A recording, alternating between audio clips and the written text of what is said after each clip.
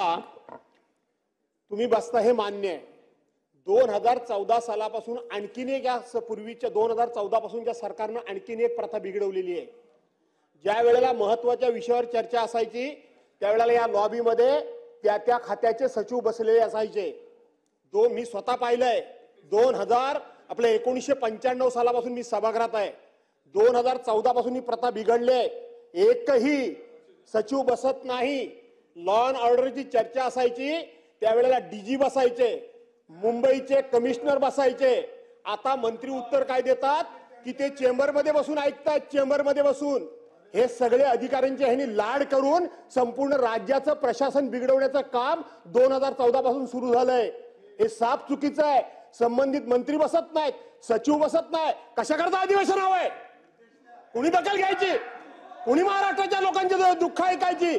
अधिकाऱ्यांना दुःख बसून काय चेंबरमध्ये बसून लोकांची दुःख काढतात काय अधिकाऱ्यांना?